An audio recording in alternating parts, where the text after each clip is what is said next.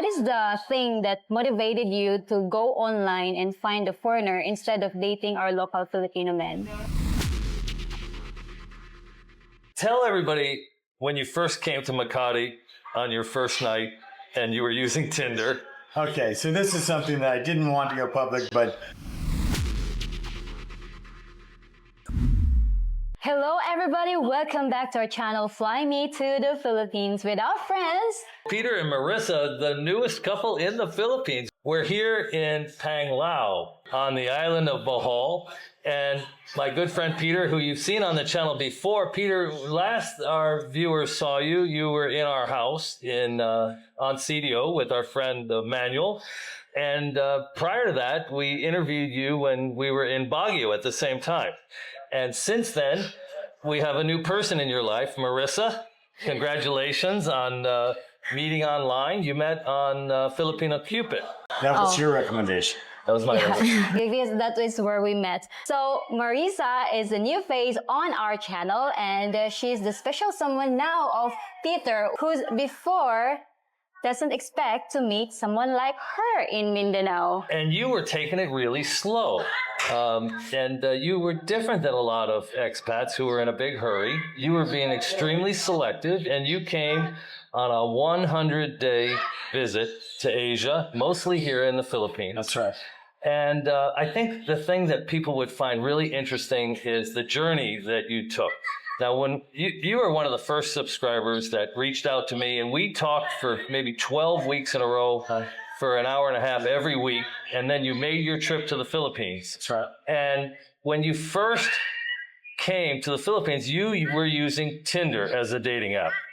I had Tinder on my phone that was just on there. I didn't really, you can use it globally, so I just kept it on there, but I didn't use it much in the beginning. So I think people would find it fascinating. You met Marissa on Filipina Cupid, but you migrated from Tinder to Filipina Cupid. Yes, you told me I would not meet a quality woman on the other dating sites, so I set up Filipina Cupid. Tell everybody when you first came to Makati on your first night and you were using Tinder. Okay, so this is something that I didn't want to go public, but maybe this helps the views. I hope this doesn't end up in the title. I get to Manila, I sleep off my jet lag, and I figure I want to hit the ground running. So I get on Tinder, and I line up 2 dates like that, one after the other, same day. Didn't do a lot of screening, didn't do a lot of talking. I figured I'm in Philippines, I'm in Southeast Asia, let's start dating, right? My first date, I meet her in Poblacion in Manila, which maybe is not the best area. I didn't know that until I got there. The girl that I met maybe said she was on coke, so I left that date, and then I went to another date at the Mall of Asia. And that date, the woman on the profile, I thought was a woman, but I asked her before, and I said, "Are you a woman from birth?" She said, "Of course I am, relax." So I didn't want to press further and be rude, so I met her second. Met her at a little bakery, and then we were going to walk to TGI Fridays to have a drink. She tried to hold my hand, and I didn't want to hold her hand. I knew something was wrong. Something was really wrong. So we sat down. I buy drinks. We're having the drink, and I start to look, and something's not right with the facial structure. And then I got to the hands, and they were big hands. Much bigger than mine. And I knew it was not a woman, it was a lady boy. So that was my second date.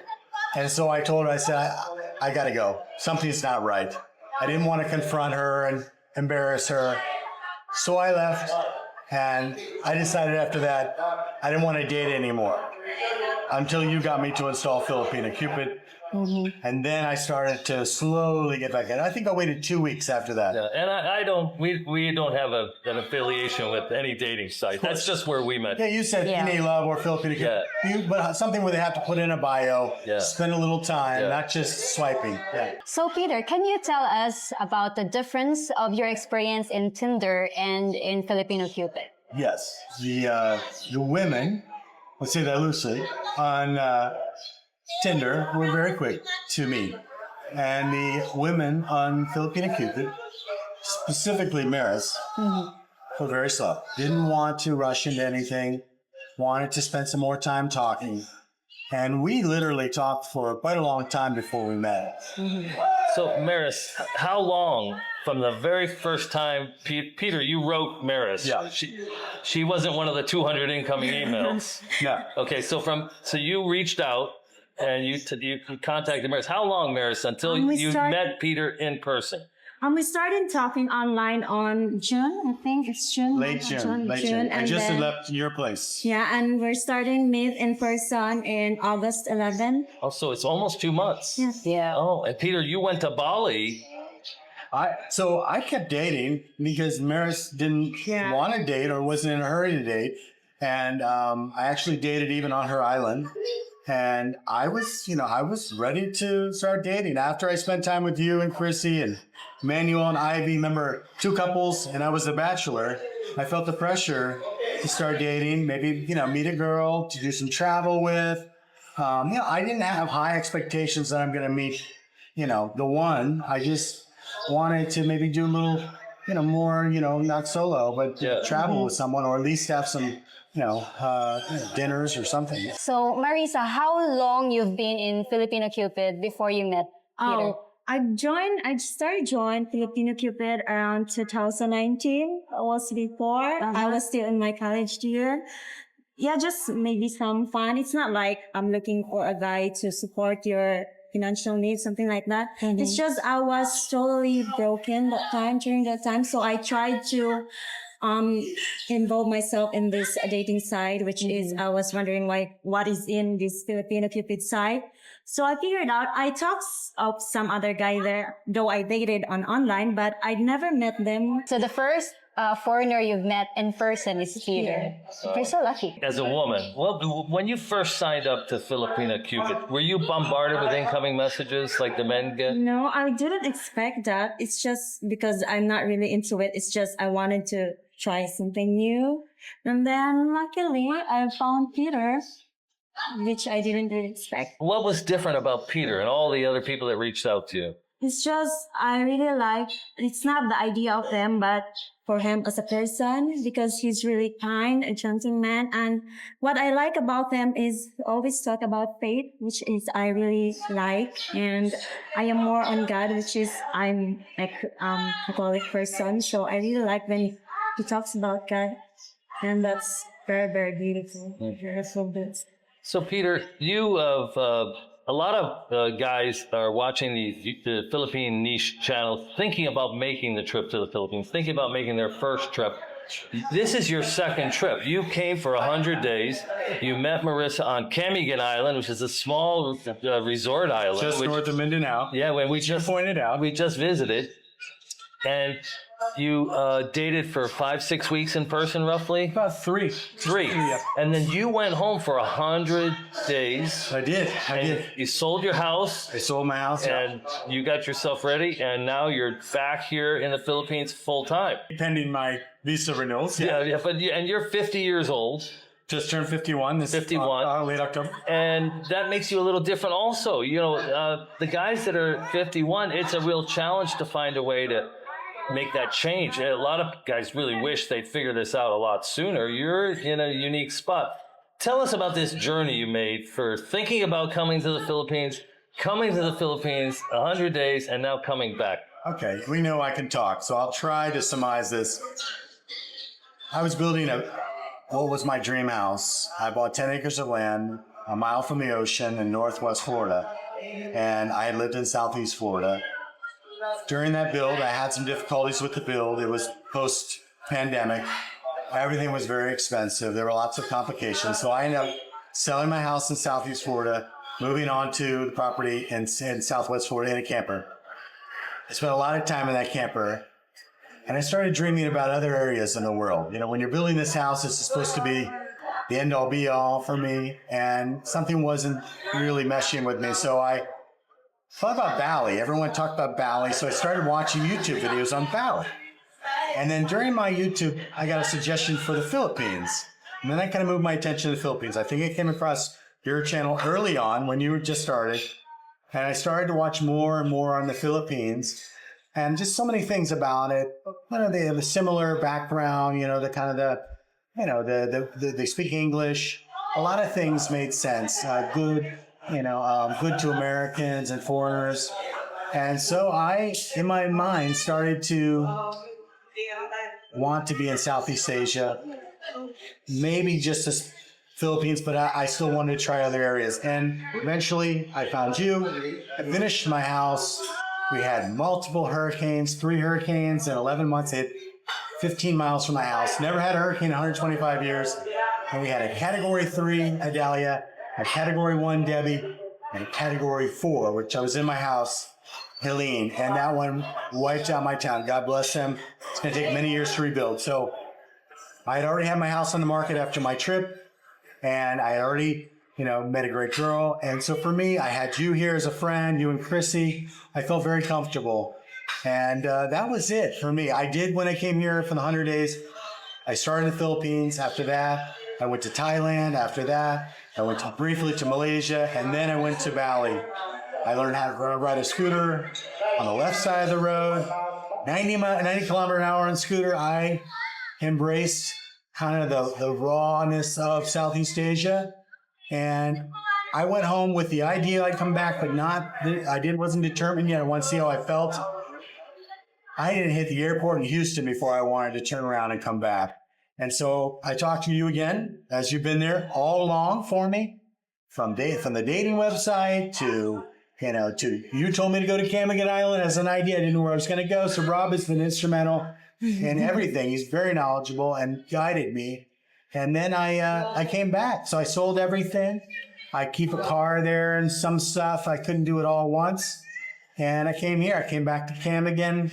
I stopped in Makati to sleep off, my jet lag. And I've been in Camiguin for 8-9 days. And then we meet you here. So I'm just back as of December 1st. You said try to be back by December. I got here 10 a.m. December 1st. So pretty good student, right? Right when summer starts. So this question is for Marissa. Okay, you dated Peter for like 3 weeks before he went home to Florida. What was your biggest fear during that time when he went back home? Oh, if he doesn't come back? And what was your biggest confidence about him? That he's into his words, because it's not the kind of man that was actually there after you met this girl. And I think he's really good man, and he's a man with his words. Yeah. So what is the thing that motivated you to go online and find a foreigner instead of dating our local Filipino men? It's just, I don't know exactly, but there's part of me that I really love their jeans. Yeah, I really love their jeans. And which pair? I've got 2 pairs. One are baggy and one fit a little tighter. Yeah. Must be the type. Yeah, it's just because I was trying to figure out how it feels like to date a foreign guy and this local guy. And for me, it's just what comes inside the heart. And I feel I'm very comfortable with him. Yeah.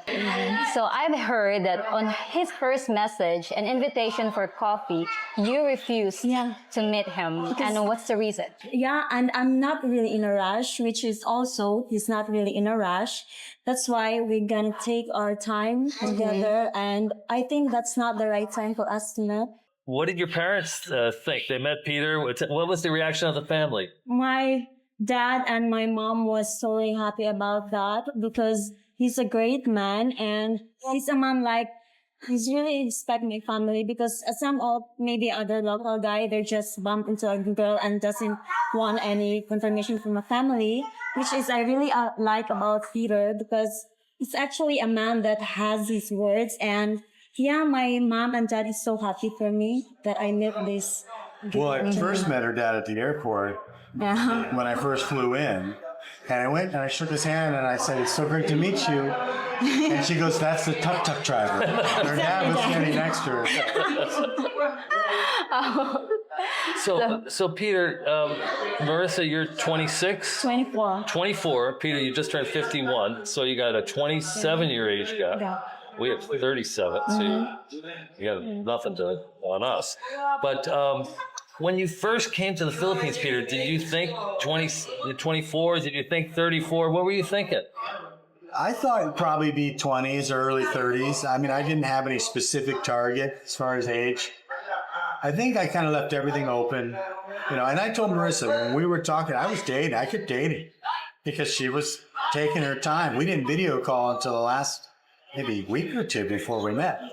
Once I knew she was serious, I flew from Bali, and it was a hell of a flight day to get there. I had like one flight, I was booked twice on the same flight. So for me, you know, I don't really have a problem as long as there's maturity and there's a comprehension and understanding. And, you know, sometimes, you know, I mean, if you come in older, you're gonna have a lot more experience. She learns a lot from me, but I learn a lot from her about just matters of the heart, things like that, the intangibles. So I think it's as long as you both can have something that you're bringing to the table. I always told her, I said, you know, we agreed in the beginning, we'll start dating. We're not going to force anything. He left it very open. Some of these women just want to get you, the handcuff on, and they got you. So from that perspective, it's kind of like one of those things, if you don't force it, it attracts you. And that attracted me, and she had the confidence to let me come close to her, and that meant a lot to me. Okay, so Marissa, have you already experienced some cultural differences? Yeah. Like what? Where there is a cultural exchange, it might be quite challenging for me because of this kind of communication that I'm not used to English language because from our English is Bisaya and sometimes Tagalog. And yeah, it's only opportunity for me to learn new things. Yeah. Yeah, yesterday we had an issue. We were on the tuk-tuk. She goes, orang thong. I said, what?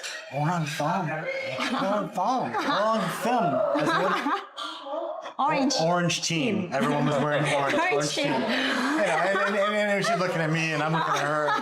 Yeah, she thinks I'm just joking that I didn't understand. I really didn't know. We allowed tuk-tuk, but I don't know. So we get that sometimes where her English pronunciation isn't American English, but it's, you know, it's... I thought her English was excellent. Her very good. No, it's very good. So Peter, before you met Marissa, how many women approached you for money, or how heavy was the incoming scam traffic that you had to avoid?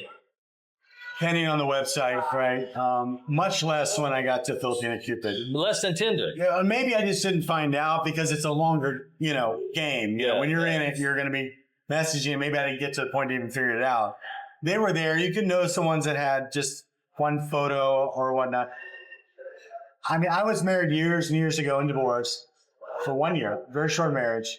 And so I had dated online many times. I think most men in America, if they're honest, have had a dating app on their phone for as long as they've been able to date, right? And maybe they turn it off, they don't use it, they don't update it. So I knew the game. When I got to Asia, Southeast Asia, telling the ladyboys apart was the hardest thing because some of them, I think there's a saying that we go by, if they look too perfect, probably not a woman from birth. Yeah. So besides that, there were a lot. I would say on like the Tinders, over 50% are going to be scammers. You had the advantage of coming to Asia for 100 days. You traveled to Makati, PGC. You went to Baguio, Cebu City. You came to CDO, stayed at my house with Manuel as a house guest. And Camiguin, Dumaguete. What's your takeaway from your travels? Asia is obviously very different than the United States, but I think you said a lot. It's like dating women over here is maybe it was like 30, 40 years ago in America. It's a little bit more traditional roles where the man will take the initiative and the woman, maybe the right woman, will not come out and pursue you. So you have to ask, you have to be willing to be rejected. But I will say the rejections over here are a lot easier than in the West. Everything can be a little brutal in the West. Over here, the women are, I think, a little more easygoing, a little more feminine in the way that they approach dating.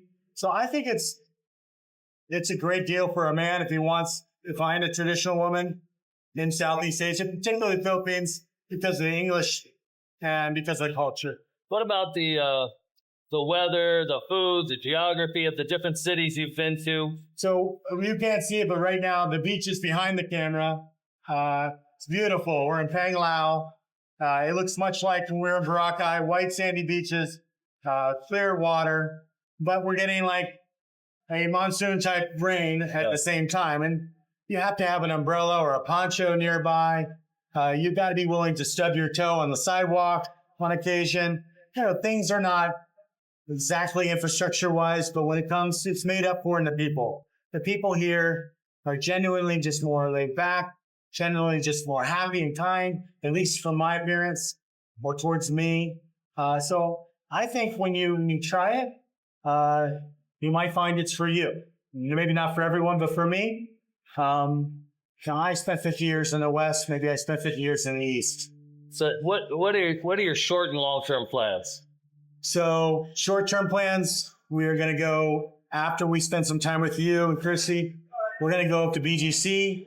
We're going to do a little of the Christmas, outdoor Christmas lights in BGC. That'll be kind of our Christmas. After that, we're going to fly down to where you guys are. Here in the SM Uptown, we're going to rent a car. We're going to do some touring around. Maybe we'll have lunch, meet up again. And then after that, we haven't decided. We did decide, our family's in Camiguin, that Camiguin and I have driven around that island 5 times on scooter. We're probably going to try something else out. Maybe it's CDO, just wherever it feels like we have the right amenities, the right environment for us to do adventures. We've exhausted our adventures in Camiguin. And maybe next, who knows, maybe we make it as a base, like I've said before, and travel out for a weekend. We just keep a long-term place in CDO. You always told me rent a house instead of a condo. I'll look into these things. And then we go from there. I mean, we're on Bohol now. Maybe Bohol, maybe not. We don't know. But I think we'll start with CDO and go from there. So did you start out a beach person, end up a mountain person, start out a mountain person, end up a beach person? I don't have, like, when it comes to women, people, do you have a type? I don't have a type. I don't have a specific in my beach, my mountain. I like what I like. I know when I see it. So I like the adventure. Chrissy is going to have a one-on-one and get it. I think the people watching, they really want to know what it was like from a woman's perspective to be on these dating sites. A young woman, first time, and how she ended up finding you. Peter and Marissa, the newest couple in the Philippines. Thank you so much for joining us. Thank you, Robbie. Yeah. Appreciate it. And stay tuned. Chrissy's going to interview Marissa. That'll be next. So there will be a lot more only here from Fly Me to the Philippines.